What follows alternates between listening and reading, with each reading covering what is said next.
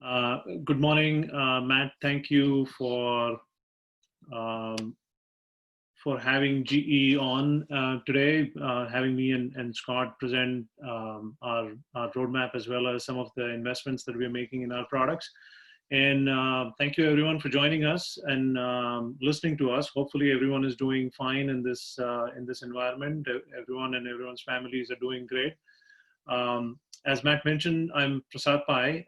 So I've been with GE, this is my 19th year in running, came to GE as part of the Intellution acquisition and been around the Proficy products for almost 23 years now.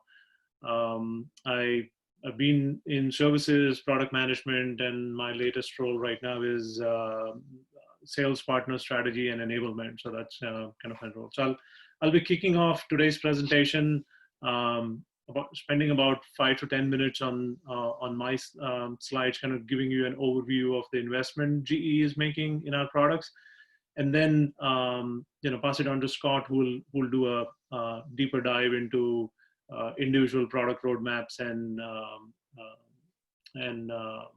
talk about what's coming and what is our latest release on some of our products.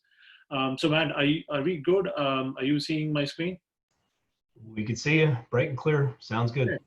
Cool. So I just wanted to, and a lot of you guys might have attended Ranbir's session yesterday. I just wanted to kind of quickly go through where we are from a GE Digital standpoint. There was a lot of news last year about what's happening with GE Digital. I wanted to reinforce the fact that GE Digital is part of GE. We are one of the BUs as GE looks at it. What got decided when GE Digital as a BU was confirmed is we are now a combination of 4 different vertical segments. One that focuses specifically on the grid infrastructure, the power distribution segment. I and Scott belong to the second BU, which is the manufacturing and digital plant, and that's what we would be presenting today from a portfolio standpoint. Then we have a power generation BU that focuses on our turbines as well as power gen customers.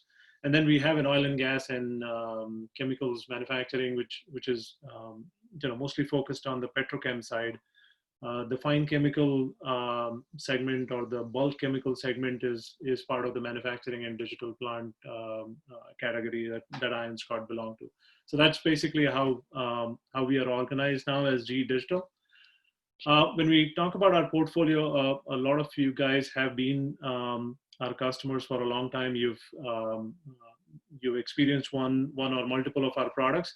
The way we have started organizing our product portfolio capabilities are in terms of what functional capability do they serve in a solution. So, a part of our portfolio focuses on modernizing the life of an operator or the engineer, and the specific focus on what are some of the tools that they need, what are some of the ways they operate today. So there's investment going on, and as Scott kind of talks about the product investments, he'll align his messaging around how we are catering to some of that. Then the second part of our portfolio obviously caters to the actual plant operations, which vary from MES to industrial data management, which are our Historian products. Central to all of that is obviously the HMI SCADA capabilities that we have been having for the last 30 years. And then all of our portfolio have a common reliable foundation that it is based on, and there's a lot of effort going on to standardize on the way security is configured or the way the interop between different products are work off, and so that's kind of the third layer of how we look at our capabilities. When we think about our investments, and as we kind of came out of the strategy discussion once we've formed GE Digital, based on what we were hearing from customers, based on what we were hearing from the markets, we decided on 3 key themes that our products would be invested on. One was looking at the the infrastructure modernization, or looking at the digital worker and what are some of the capabilities needed for operators, engineers, supervisors, managers, and how they would like to interact with their operations today. So one of the focus in our product investments, as you will see, is around that capability. The other is just making sure that our solutions can scale, and whether it is from a data management layer, whether it is from an enterprise visibility layer, it is just looking at the distributed architecture. It is looking at customers trying to now put in more and more data into, or trying to analyze more and more data as it comes through their systems. So how do we ensure that our solutions can scale to the needs of the customer? So that's the second theme that we are invested in. And the third is something that we hear over and over again from our customers is tools that they need for their continuous improvement initiatives. A lot of customers, or pretty much every customer, has a continuous improvement initiative. A lot of the customers are still managing it based on paper-based systems. There's a need from, and we keep hearing from customers as to how can we digitize it, how can we have a digital layer for some of these initiatives. That way it truly becomes a continuous improvement piece, and they don't have to start all over again. It becomes something that they can cash in on, they can learn from their previous initiatives and things like that. So that's the third theme that we are investing in. And just to give you some of the ideas, when we talk about the digital worker, what we are looking at is both from engineers, administrators, as well as operators. So we are looking at how can we make, or even integrators for that matter, who cater to customer projects and multiple customer projects. So how do we provide centralized management? And when you think about operators and looking at our increasing situation right now where we are remotely working, or even operators that are mobile, how do we ensure that they have a safe and secure way of accessing their systems, and safe and secure way of operating their processes as well? So that's one of the focuses of the digital worker initiative that you'll hear as Scott goes through that. The other is when just looking at some of the standards that the industry is coming out with, whether it's a customer in oil and gas, whether it's in power, whether it's in water, or even looking at some of the initiatives from a GAMP5 standard. How do we improve the efficiency of the operator as he takes actions? So that's been our central focus. You've seen a lot of our releases and investment that have happened, whether it's on the HMI side, or yesterday you might have heard the presentation from our friend Dave Collard on Operations Hub. And a lot of the investment there is how can we make it easier for the operator to understand the situation and act in a much faster way than he can. And that's been central to our focus as we focus on user experience in our products, and we increasingly run our product releases through a user experience test to ensure that it's easier to use, it's intuitive, and so that's been a central focus there. Coming to the scalability aspect, our Historian product kind of invested in the big data scale 10 years ago. But what we are seeing now is customers needing scale, not just at a single plant level. They're also looking at, when they say scale, they're also looking at flexibility in terms of how the data is being stored. And with cloud technologies getting popular, customers are looking at hybrid storage. Customers are looking at how can they have flexibility in terms of how they analyze locally versus centrally.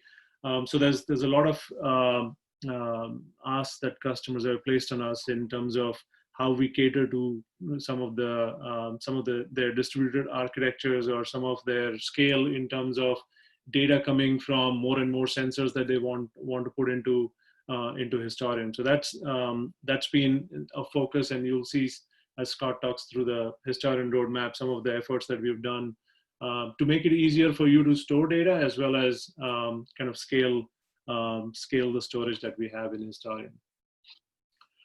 And in addition to data storage, and we hear from customers over and over again that, yes, data storage is important, but we need to make sure you have tools that lets us make sense of what the data is telling us. So we have been investing on newer capabilities on alarms, like alarm shelving that Scott will talk about, or there are new, you might have seen capabilities from Operations Hub in terms of how you can analyze historical data using a rapid application development environment that lets you do ad hoc analysis through that data. We've kind of tied up with partners that helps you do compliance reporting a lot faster. I believe you had a session with Ocean Data Systems yesterday, talk about Dream Reports, and that's part and parcel of our portfolio that allows you to do that as well. And when you look at just where some of the utilities market is going, what the utilities market is terming as asset investment planning, which is not exactly the APM as we see in oil and gas, but it is more of how do we see where the health of the asset, so that as well as capacity of the asset or utilization of the asset to plan in case there's an expansion, or to look at how do we invest in our capital budgets or our maintenance budgets into different maintenance initiatives. And those are some of the trends we are seeing in utilities, and that's something that we are gearing to support as well. Looking at the continuous improvement pillar there, we've kind of so a lot of you folks who have been with us for a while would remember a product called C-Sense. And we are bringing that product back. It was back in the day, it was launched as an offline analysis, as well as a tool that you could build your models and plug it with your SCADA to get some advanced warnings. We are bringing it in conjunction with our Operations Hub and Historian products to make analytics a lot more palatable, a lot more easier for you to consume. And as you see some of the investments, as Scott talks about, you'll see some of the capabilities that exist in Operations Hub that will allow you to take advantage of some of those analytics as they come in. Again, just to quickly run you through what you would be able to do once we get the C-Sense capabilities plugged in is do things like benchmarking on your process, look at variations from your, as the industry calls it, centerlining of your best practices, or your your golden spec limits as you put in operations.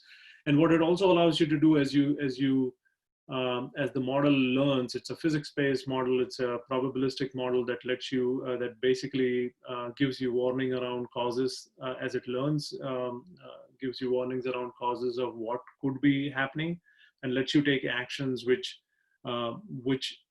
as the model learns could move into more of an early warning stage as well. So it helps you reduce your the variability a lot earlier than just being a reactive model. So those are some of the capabilities we are adding into the portfolio. So that's my last slide. I wanted to just give you a quick overview before Scott can deep dive. And before we move to Scott, I just had a poll question so we kind of understand some of the initiatives that you guys are part of. So if you can help us answer the poll question, and again, you can pick multiple of the initiatives. If you are part of multiple initiatives, it'll help us align our product investments better. So thank you again for having me, and thank you for joining us. And Scott, you can take over. All right, Prasad. Good morning. Hopefully you can hear me. And I will try to Yeah, Scott, just one quick moment there while the polls come in. So just give it another Yep. 30, 40 seconds or so. Sure. Just again ask the question to the group, what are some of the digitization initiatives you're part of or being implemented in your organizations? This is a multi-select one, so interested to hear what the results would be. Kind of can be across the board here in terms of some of the options. It looks like they're coming in.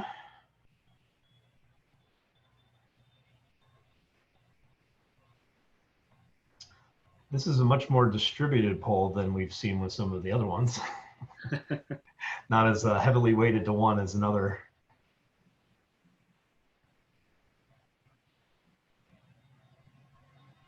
Just another 10 seconds or so. We've got the majority of the votes in. All right, I'm going to wrap this one up right now. So let me end this and actually share out the results.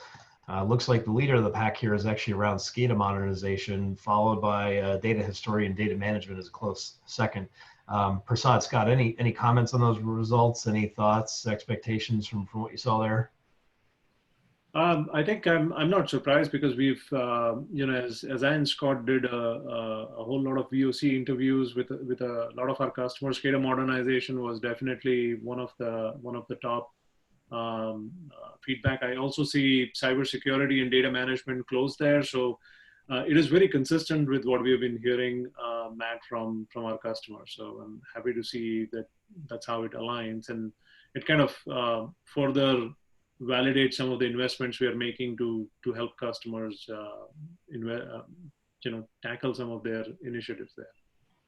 Great, thanks guys. Yeah, I'm just looking at the results too. Definitely aligns with what some of the themes are for this conference. So again, hopefully you guys find this information useful if it's aligned with what's important to you. So, all right, Scott, I'll flip it over to you. You can, Prasad, you're gonna have to stop sharing and then Scott can take over. Okay. So let's see if I can share my screen. You tell me when you can see that, Matt. It looks fantastic. Awesome. Great.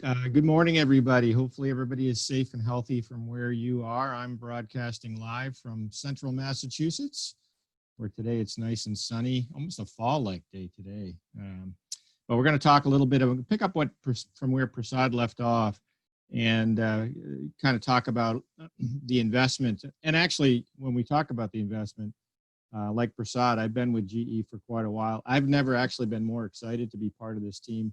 And the reason is the investment that we're seeing is probably, it's increasing and accelerating, and the products that you guys have been investing in yourself for years. So, and I think it ties in with just what the poll question have. So, pretty excited to present what we have here today.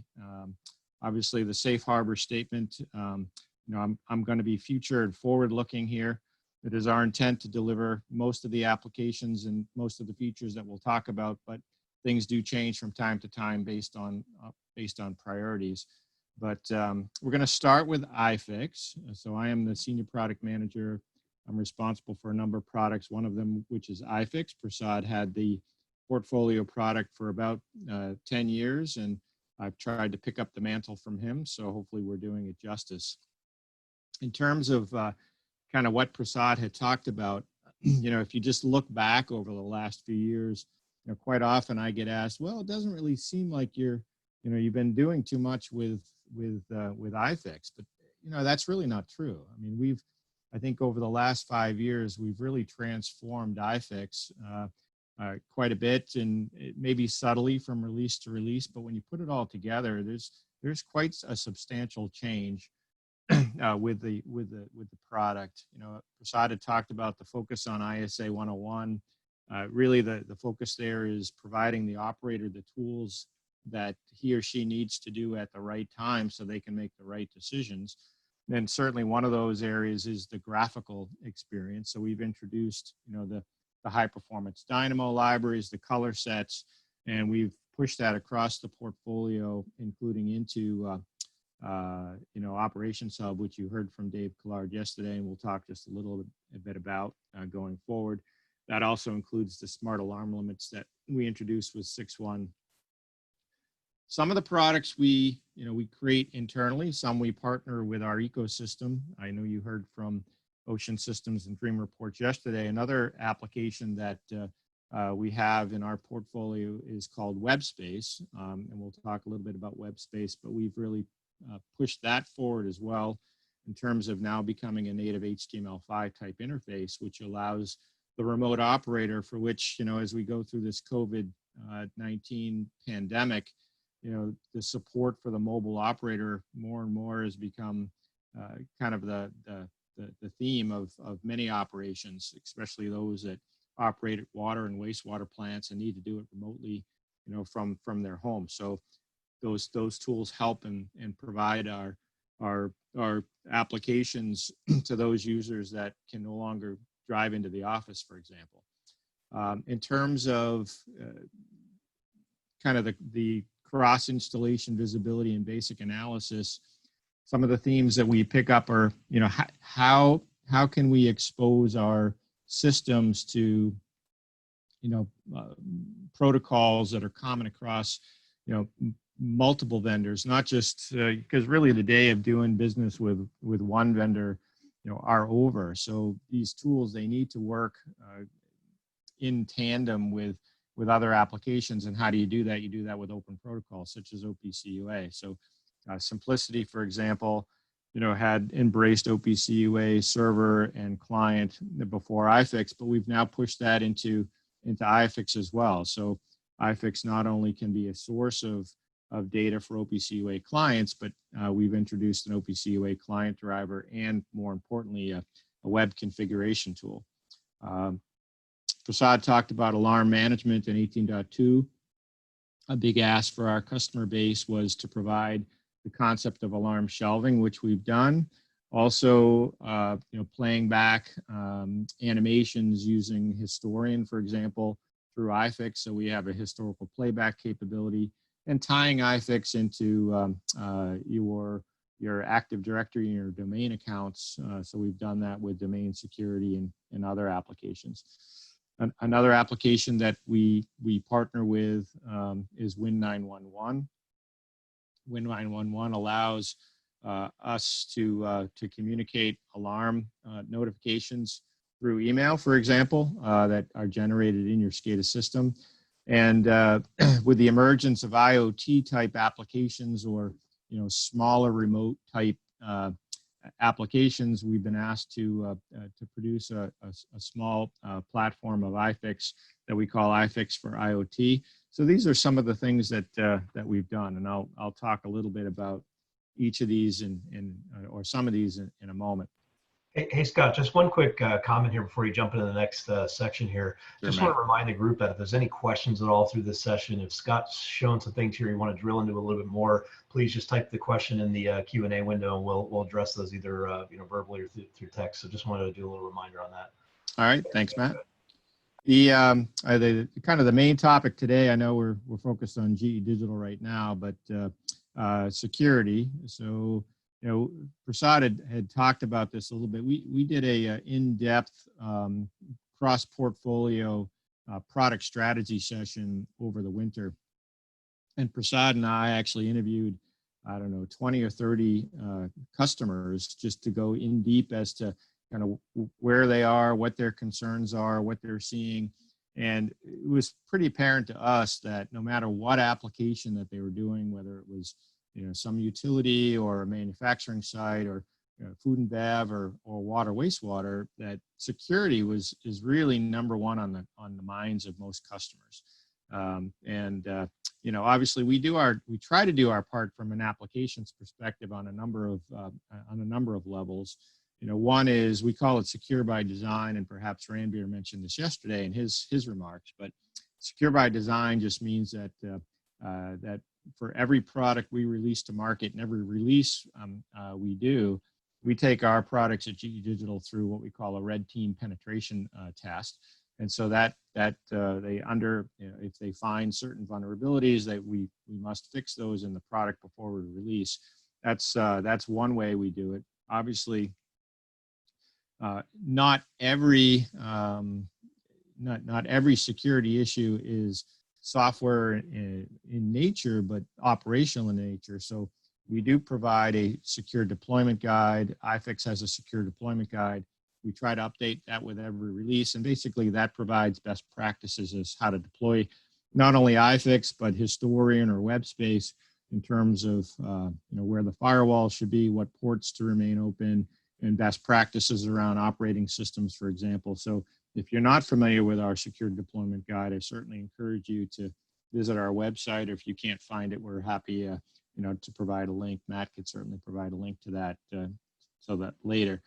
Webspace, which I mentioned as a visualization tool to push your SciMPLICITY or iFIX screens to a native HTML type browser. We do have a 256-bit encryption for secure remote access, especially again in the when most of our work is done remotely. So that's an enhancement. We have updated our iFIX product security. I will talk about a SIM release and also a future release, but there's a number of fixes that are coming in the next release of iFIX that were mandated. So we've definitely focused on trying to make iFIX itself as secure as we possibly can. And later today, you're going to hear from Bayshore. Bayshore, GE Digital, we partnered with Bayshore on a technology agreement last fall. And what Bayshore has done is implemented the iFIX protocols in their SCADA Fuse product. And SCADA Fuse is now available through AutomaTech. We have a number of partners or customers that have already implemented this solution. We started talking about this in the winter or February and March when we were presenting in 9 different cities in 9 days. And I think there's a lot of excitement about what that capability is and how it can augment the security that's already native with the secure deployment guide, but making sure that the traffic between iFIX clients and SCADA nodes is appropriate traffic. And I won't steal any more of their thunder, but that's a precluder to something you're going to hear a little bit later on today. So talking about some of the features that we just released, I don't know how many customers that are listening to me have actually upgraded to our latest iFIX 6.1, which came out in December. But we introduced our first native iFIX driver in quite a while. This was focused on the OPC UA component, and it connects to OPC UA servers just like any other driver. You configure it through the SCU. And the exciting part is what we introduced to configure it is our first SCADA Web configuration capability. So when you install iFIX 6.1, you actually install a lightweight web server for the very first time. And when you launch the configuration, it allows you to easily connect to the OPC UA, the data source. You can browse that source for all of the native tags, visit and view the structure, and then automatically create in a snap, all of the iFIX tags in the database that are associated with that component. So this works obviously on top of IGS. It already supports high availability or your SCADA synchronization out of the gate. So a lot of nice capability in this particular application. So if you haven't seen this, Matt has a nice lab, and we can definitely show that to you at a later date. So that being said, as we browse those sources, what did we hear? And the poll just said kind of the top thing in your mind is SCADA modernization. iFIX has been in the market for a very long time. It's a great product. It's rock solid, but there's a couple of things in which it needs to be updated. And one of those aspects of that is the database itself is still a flat tag type model. So when you're viewing structure in a PLC, you'd like to be able to bring that structure natively into your iFIX application. So we're excited to say with what we're currently working on is pushing object orientation, or the ability to kind of model, create models in iFIX and use that in your visualization. So although with the 6.1 client driver, you can connect and you can view and you can browse structure, you can't yet bring it into iFIX. Well, pleased to say that with the next release of iFIX 6.5, which we're planning to try to get into the market before the end of this year, not only will you be able to connect and browse, but you'll be able to say, okay, I'm gonna create an object type, whether that's an air conditioner or furnace or a pump station or what have you. I'm gonna create a model template for that.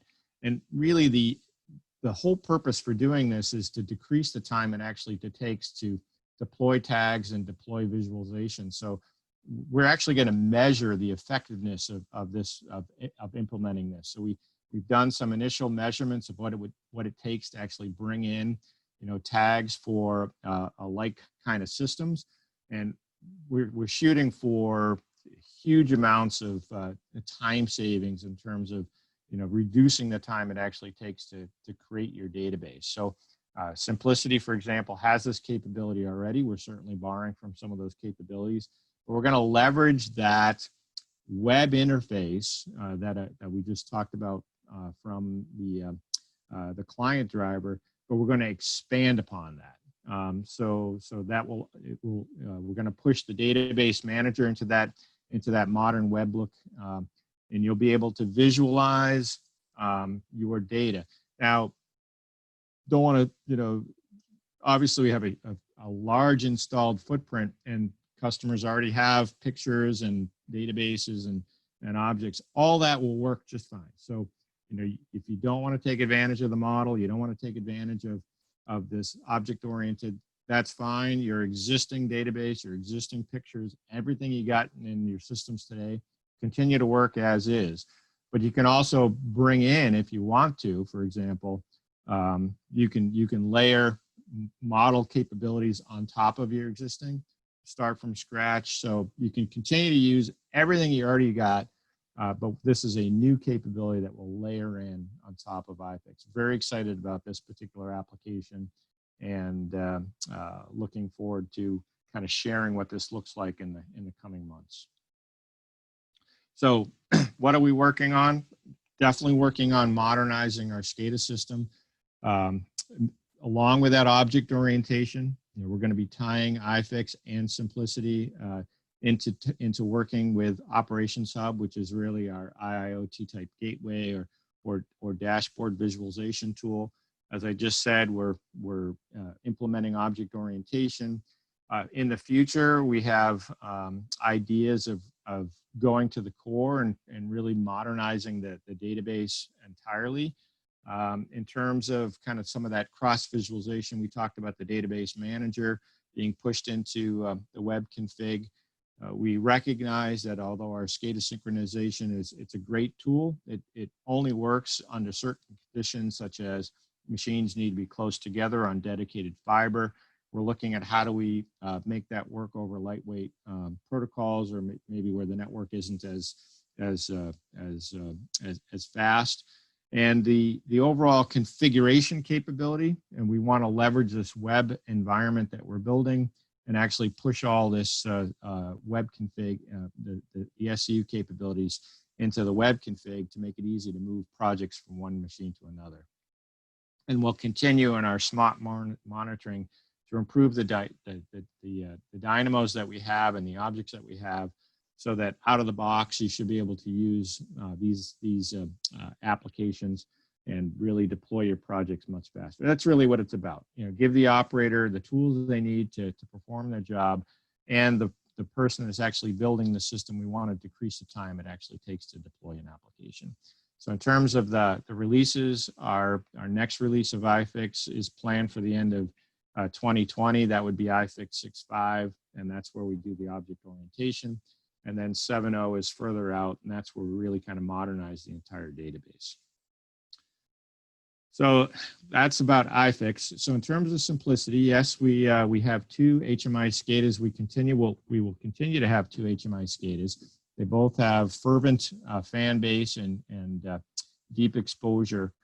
But where we can combine development, we will. So for example, the concepts of OPC UA between client and server capabilities, we were able to accelerate the iFIX because we've already done that with Simplicity. So what I just talked about, some of the things with iFIX, we're also doing with Simplicity. So for example, Webspace 6.0 supports both iFIX and Simplicity. So that's a capability that supports both of those. In terms of Simplicity specific things, we've worked on enhanced smart objects, and we've done alarm filtering, and obviously this storing the operator and system logs in SQL. We had a Simplicity 11 release early this year where some of this capability showed up in terms of new built-in capabilities to remove commonly scripted functions. One of the things that we've also done, I don't see it here, but we've the GDS, which is a component that helps manage the certificates that are used in OPC UA, we actually disconnected it from Simplicity so that it can be used both for either iFIX or Simplicity to manage your digital certificates. Thought I'd point that out, though it's not here. The digital graphic replay was a big hit with Simplicity users to be able to play back, again, animations and visualizations. Simplicity also has already implemented the object orientation and the class as an object, and it's that kind of experience that we already have that allows us to kind of rapidly build this out with iFIX. Also, when I talk about the web config, whereas the web config that we did for OPC UA for iFIX, it's a similar capability for Simplicity. And really, what we're moving towards is, again, where the databases are, unique between Simplicity and iFIX are different, but where we can share commonalities, we will. So the web-based configuration, the web-based modeling, these will start to look the same. So you're comfortable in, if you're comfortable with using that with one application, you don't have to kind of change your way of thinking when you move from one application to another. So a lot of nice capability here as well. And we talked about the IoT for iFIX. Well, with Simplicity 11, we rolled out the same capability. So again, what we do with one, we do try to do with the other. So security, again, number one on our minds. Simplicity also has a secure deployment guide. So that can be viewed when you're deploying the Simplicity application. Again, Webspace, same 256-bit encryption. With the Simplicity product security, one of the things that Simplicity does have is that it does have Achilles practice certification, which is IEC 62243. So keep that in mind. So it's very much a focus, no matter what product is. Security is number one. These screens probably look almost exactly the same, and they should. So the SCADA Web configuration, the ability to automatically create points in your Simplicity database, almost works exactly the same web configuration as I just showed with the iFIX application. So common components across multiple products. That's really what we're going for. So working on, again, infrastructure modernization. Along with iFIX, by the end of the year, Simplicity will also work with Operations Hub. So Operations Hub today, it supports Historian. You probably heard from Dave yesterday and Ranbir about supporting SQL and MES. And then the next step for Simplicity and iFIX are support with Operations Hub. Auto creation of classes and objects, multi-domain support. And again, what I just talked about from a web-based object orientation for iFIX, that will be supported in Simplicity as well. So again, a single interface to do all of your work for multiple GE Digital products. And in terms of cross installation visibility, if that, again, the web-based database configuration is similar to iFIX. And one of the things that Simplicity has is a REST interface, so providing REST interfaces for custom configuration. And these are things we're moving towards. In terms of a little further out with Simplicity 12, more around the smart monitoring, where we're going to be producing management and deployment projects and providing project health. So stay tuned for those kinds of activities. So before I move on to something else, so the Webspace, again, if you use iFIX and Simplicity, and you're using native thin or thick clients, and you've got a need to provide that as a web component, Webspace is a great solution. And what makes it really nice is it doesn't require you to do anything different. You don't have to change your iFIX or Simplicity content. You just install the Webspace server and you point it at the project.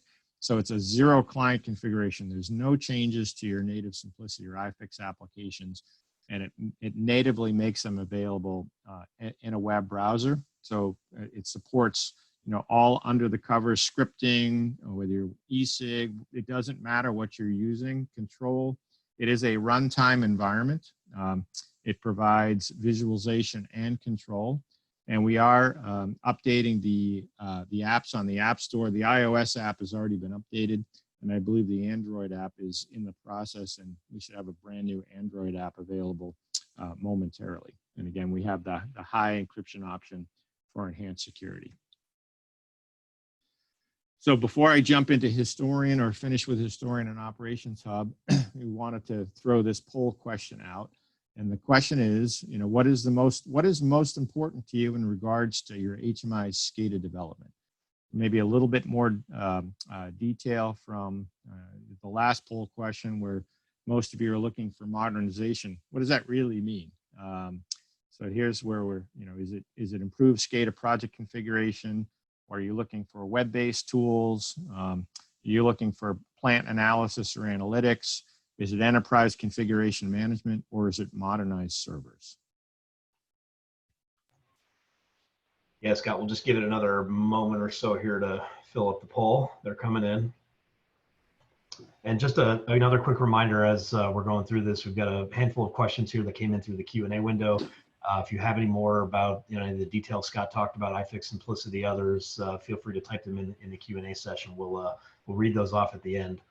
While we're waiting for the poll to come in, Scott, I have to ask you a question that actually came in on the chat. One of the attendees wants to know what all those medals are for hanging behind you. Are those iFIX medals? Yeah, no, actually, I'm an avid triathlete, Matt. So I didn't know you could see those medals, but so those are, first, second, or third place in my age group. And I would like to say, as you age, it gets easier, but no, only the good people remain, Matt. So it's really tough to still win a medal at my advanced age. So. Good to know. Thanks for clarifying. Appreciate that. I think we stalled enough time while the polls came in, so let me end these and share the results. Looks like the leader of the pack here is improved SCADA project configuration and management tools. About half of the group that voted selected that option, followed by a close, not quite a close second, of plant analysis and analytics across data sets. Scott, do you want to talk to those results? Is that what you expected? Yeah. So yeah, I think that's pretty accurate, and it seems 47%, so far and ahead. I think what we always, I think we have our ear to the ground. I mean, Matt, you and I, we talk quite a bit, and we talk with different channel partners and customers. And I think we've really tried to focus our roadmap on, improving the time it takes to deploy and manage applications. And I think the one nice thing, though, is it's not just iFIX alone, right? So, we're talking with Steve Pavlovsky, obviously Jimmy and Joe Gerstel. It is our intent at the end of the day to try to come up with a common configuration and management capability, and that's what we see with the advent of this web-based configuration.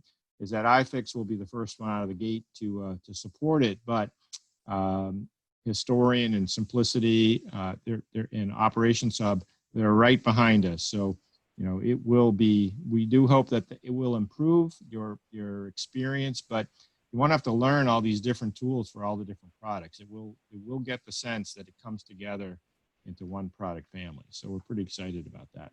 Yeah, definitely looking forward to that, Scott, and seeing that about half the group is looking for those improved tools. I absolutely agree with them. I think that's a great area of opportunity for you guys. From what I've heard with the investments, there's some really good things going on. I'm looking forward to seeing what you guys release here in the upcoming versions of the software. I'm excited about it. Hopefully everybody on the call from what they're hearing is excited about it as well. So thanks again for sharing, Scott. Sure, me too. I'm excited. As I said, it's really an exciting time for us, Matt. So I just have a couple of more slides. Let's see here.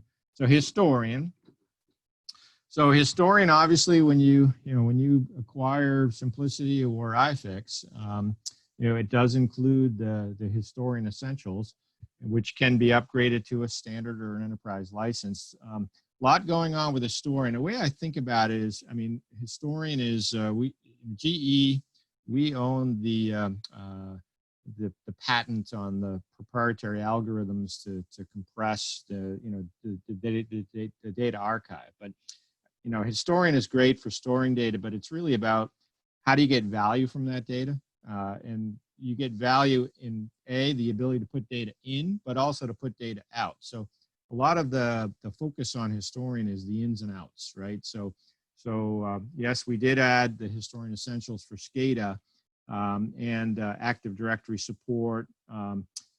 There's Operations Hub, obviously supports historian.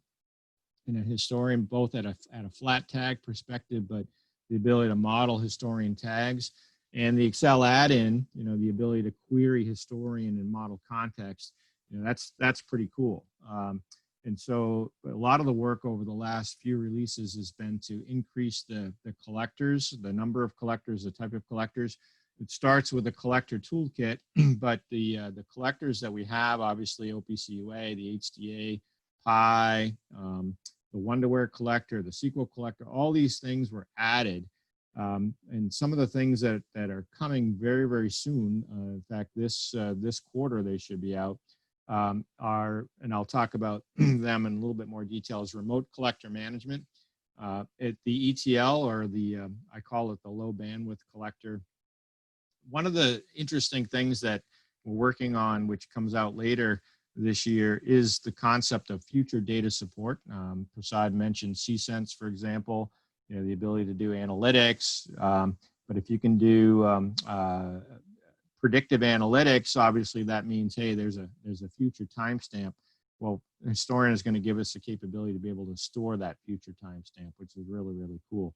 Obviously, with the cloud, the advent of the cloud, and the focus on Azure, we're building the capability to have the server collector actually push to an Azure cloud. And so really the focus on historian primarily is either on the collector to bring data in or the ability to get data out. Let's talk about one of those things.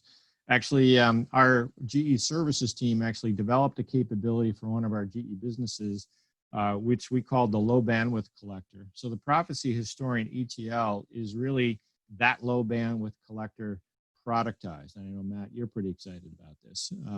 But this is a concept of the ability to bring in, it's a file collector. And what it does is it assumes that the bandwidth between the collection point and the historian is pretty bad, or it may drop from time to time. So the concept here is it actually zips up and exports files, and it sucks them in. So it really leverages that the file collector, but it can do it with large amounts of data, and it moves that it moves the data in a compressed and for very efficient transmission. This works also with data diodes. So if you've got a utility and maybe these are turbines and you're concerned about security and you want to make sure that that data only goes one way, you can actually leverage data diodes in between to bring this data in. And it's a very efficient method for bringing in large files from very different sources. So, the enterprise that was using this was our turbine facility down in Atlanta, that I think they manage over 2,000 turbines remotely, and that they've got to bring in large amounts of data. So that's where this was developed, and now we're productizing this, and it'll be available as a collector with historian. Another aspect of collectors are customers that may have hundreds or even thousands of collectors. It's been a challenge for them to manage those, especially when they're remote. So we're introducing with this next release of Historian Remote Collector Management, and it really is the ability to manage remote collectors. So stop and start, whether something is not particularly working. You know how hard that is. And again, the concept here is customers that have hundreds or thousands of collectors, if you can imagine, that are spread across the enterprise. We're going to give them this remote collector management tool to more efficiently manage those collectors. Now, the initial release, it'll just be through REST calls. And that's the release that's coming out 8/1, which is due this quarter. But by the end of the year, we will have a UX to be able to do this. The server-to-server collector, which is the ability to move historian data from one historian server to another, that's been augmented to support server-to-cloud, or specifically in this instance, server-to-Azure IoT, which supports that hybrid premise cloud type data model.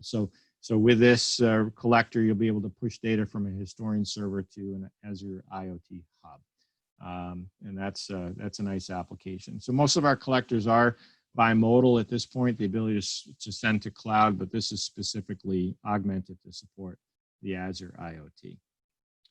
And I'll close, Matt. I think we're coming close to the top of the hour. I know you heard from Ranbir and Dave yesterday, but it's worthwhile re-mentioning Operations Hub, because Operations Hub is really being developed as the IIoT dashboard for the ability to commingle different data sources, whether they're coming from our own sources of data, such as Historian, and eventually our HMI SCADA, but also other data types, whether it's maps or GIS information or weather data or SQL data.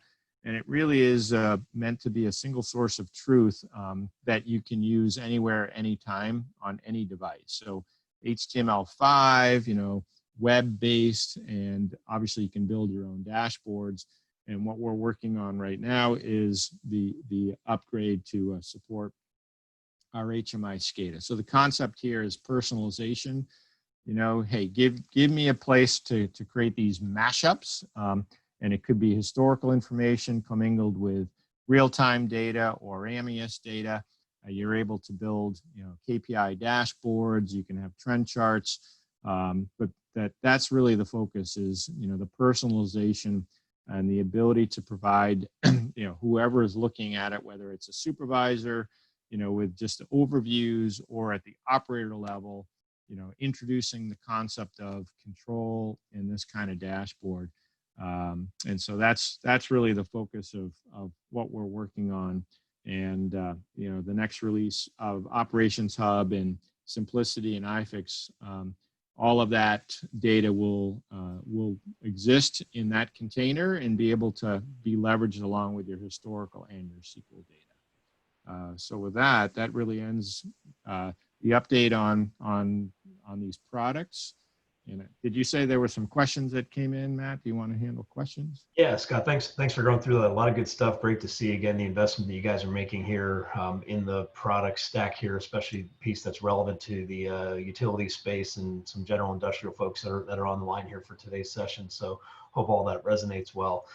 Yeah, I'll go through a couple of the questions. A few were answered in the chat session here, but we'll just kind of reiterate them anyways. The one question that was asked was to where the iFIX Secure Deployment Guide is available. In the session, we actually posted it on the box.com site that I shared in the beginning session. So if you go to automatech.box.com/thinkbig2020, you can get all files, presentations, and content there. So the latest Secure Deployment Guide has been posted, and we'll continue to post other documents in there. One other question that came up through the session, and Prasad was kind enough to answer it electronically, was just regarding GE's strategy around OSI model and data integration. And Prasad, I don't know if you want to share any comments in terms of your response there. Yeah, so we are closely following the OSI model layer strategy as we kind of integrate different products, getting into kind of common configuration, common data model, common visualization. The CPWE model that, or the security strategy that was mentioned on the question, right now, we've been kind of observing that that strategy. It's very manufacturing strategic, manufacturing centric, as you know. That's our perception right now, and at least in dealing with some of our manufacturing customers who are looking at moving towards the cloud or having an enterprise, there is some they're still deciding on what an appropriate security strategy would be. Would they, should they follow the cloud vendors security protocol and in terms of integrating that, or do they go down? So we're kind of working with the manufacturing customers to decide on what would be best there. But right now, given the broad applicability of the OSI model, that's what we are aligned at as we go through the enhancements. Okay, great. Thanks for clarifying, Prasad. Again, just a reminder, everybody, if you have the question, just type them in the window. If you want to talk and ask a question verbally, just press the little blue raise your hand button. It'll pop up in our window here, and we'll be able to see that. And we can turn your audio on so you can ask some questions. Until somebody does that, I'll go through the other ones that are in the list here. So one of the questions came through, Scott, question from Hayes. It's actually, can you talk a little bit about how the new single sign-on works with iFIX 6.1 and how that can kind of tie into the general, authentication integration strategy? Yep. So obviously, security being concerned, one of the asks that people have is, hey, if I already logged into my domain account, do I have to log in separately from iFIX? So the answer to that is no. I mean, out of the gate, when you ship and you install, it is a separate logon or a separate sign-on, but you can click a box in the security aspects of iFIX to leverage the Windows domain account logon. And so, if you just check the box in the security, you no longer then have to log in separately to iFIX. So that's what we mean by single sign-on. So it would leverage your domain account that you have if you're using the security synchronizer aspects of iFIX. Okay, thanks, Scott, for clarifying that one. All right, got another one here regarding Operations Hub. So this is from Micaiah. Looks like, I believe the Operations Hub roadmap yesterday mentioned iFIX support later in the year. Can you talk a little bit about that and how that would compare of using Operations Hub versus Webspace and where the two may or may not fit moving forward? Yeah, that's a great question because it comes up a lot. There's some confusion and we understand it. So the differences are fundamental though. So if all you want to do is expose your existing Simplicity and iFIX screens and make them available in a web browser, then it's Webspace. That's all you need to do. There's no redesign, redevelopment. You don't have to do anything special on iFIX or Simplicity. You just install the Webspace server, and your Webspace clients connect to that application. And it's kind of magic how it works. I mean, it supports if you've got VB scripting or if you got eSig, doesn't matter. It's just natively exposed as an HTML5 application. So it would work on a browser and a laptop or using the Android or the iOS application. Operations Hub changes the game a bit. So think about Operations Hub as an application that sits on top of not only iFIX and Simplicity, but Historian, SQL, all other data. You actually have to, for visualization to occur, you have to develop some type of application. So there is work done at the application layer in Operations Hub to make that source information available to you. So, and it also supports at this point a model, right? Whereas iFIX doesn't yet, but will, obviously. But the concept is expose what I already have just to a web browser, it's Webspace. But leverage the whole IIoT type dashboard and bring in commingled data sources and potentially, some type of mashup, that would be Operations Hub. Hopefully that's a simple answer. Okay, thanks, Scott, for clarifying that. And again, I think a lot of the, well, as you said, the HMI SCADA-like functionality is a further projected out roadmap thing with your future releases. So looking forward to seeing some of that type of functionality come together over time. All right, got one other question that trickled in here is just regarding, I think more on the educational side with iFIX. So what we're seeing is that other SCADA vendors are putting how-to videos out there on the web, accessible for developers, new hires, etc. What's GE doing around educational components for HMI SCADA products? Yeah, actually, we've done quite a bit, and some of that has to expose and do more videos, especially with 6.1.